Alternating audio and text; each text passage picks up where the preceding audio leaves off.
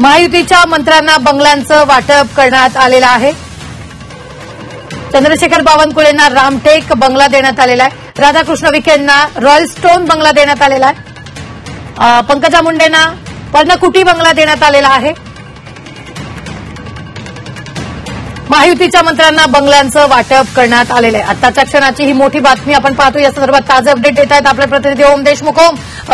महायुतीच्या मंत्र्यांना बंगल्याचंही वाटप करण्यात आलंय। बरोबर रुबीना, खाते वाटपाच्या नंतर दालनांचं वाटप आणि आता बंगल्यांचं वाटप, त्या ज्या काही फॉर्मॅलिटीज आहेत त्या सरकारकडनं पूर्ण करण्यात जात आहेत। चंद्रशेखर बावनकुळेंना रामटेक बंगला देण्यात आला, विखे पाटलांना रॉयल स्टोन, पंकजा मुंडेंचं निवासस्थान यापुढे पर्णकुटी बंगला असेल। महत्वाचा मुद्दा, शंभूराज देसाई हे मेघदूत बंगल्यात राहतील, ज्या बंगल्यामध्ये सध्या राज्याचे मुख्यमंत्री देवेंद्र फडणवीस हे राहतात, त्यांचं ते कार्यालयीन बंगला आहे। शिवेंद्रराजे भोसले पन्हाळगडावरती राहतील। सावेंचा बंगला असेल किंवा गिरीश महाजनांचा बंगला असेल, तो जो पूर्वी होता तो कायम ठेवण्यात आलेला आहे।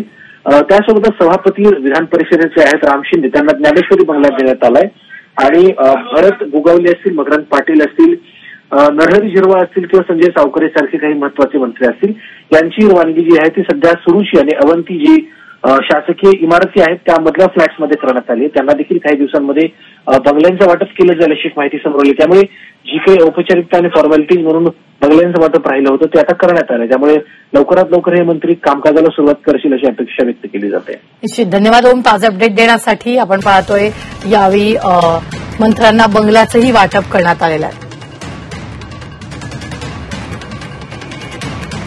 आपण पाहतोय राधाकृष्ण विखे पाटलांना रॉयल स्टोन बंगला मिळालेला आहे। दालनांपाठोपाठ महायुती सरकारच्या मंत्र्यांना बंगल्याचंही वाटप करण्यात आलेलं आहे। पंकजा मुंडेंना पर्णकुटी, शंभूराज देसाईंना मेघदूत बंगल्याचं वाटप करण्यात आलंय। बावनकुळेंना रामटेक बंगला देण्यात आलेला आहे। गणेश नाईकांना पवनगट बंगला देण्यात आलेला आहे।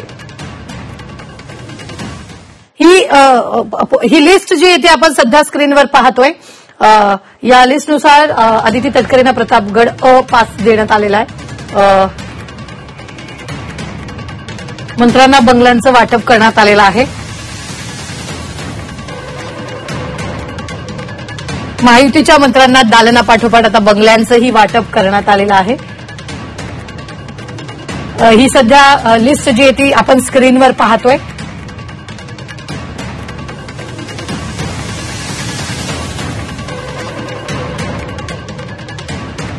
आताच्या क्षणाची ही मोठी बातमी। या संदर्भात ताजे अपडेट देत आहेत आपले प्रतिनिधी ओम देशमुख। ओम, लिस्ट तुमच्याकडे आली असेल, प्लीज सांगाल का नेमकी कोणकोणते बंगले कोणकोणत्या मंत्र्यांना देण्यात आलेले आहेत? अगदी बरोबर आहे रुबीना, जसं मी यापूर्वी देखील सांगितलं, पंकजा मुंडे यांना सुधीर मुनगंटीवारांचं निवासस्थान असलेला पर्णकुटी बंगला देण्यात आलाय।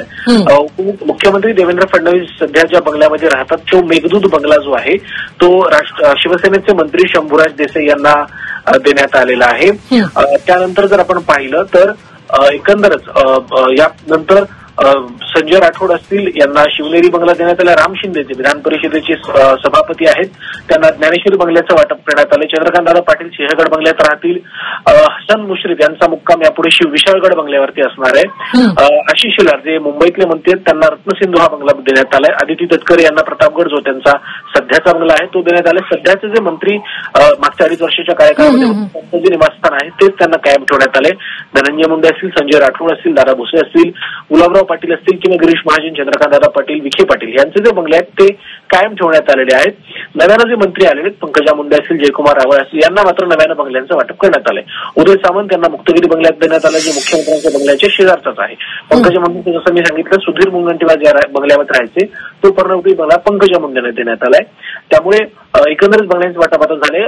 काही मंत्री जे आहेत त्यांना सुरुची, अंबर, अवंती आणि या 3 शासकीय इमारती ज्या मंत्रालयाच्या नजीकच्या परिसरामध्ये आहेत त्यामध्ये सदनिका देण्यात आल्या। त्यांच्यासाठी बंगल्याची उपलब्धता जी आहे ती सध्या नसल्यामुळे त्यांना सदनिकांचं वाटप करण्यात आलंय। त्यामुळे एकंदरच राज्य सरकारच्या वतीनं फॉर्मॅलिटी ज्या काही आहेत त्या आता पूर्ण करून मंत्री कशा प्रकारे कामाला लागतील याची काळजी घेतली जाते। निश्चित, धन्यवाद ओम ताजे अपडेट देण्यासाठी। मात्र आपण आताच्या क्षणाची मोठी बातमी पाहतोय ती म्हणजेच दालनांपाठोपाठ आता महायुतीच्या मंत्र्यांना बंगल्याचंही वाटप करण्यात आलेलं आहे।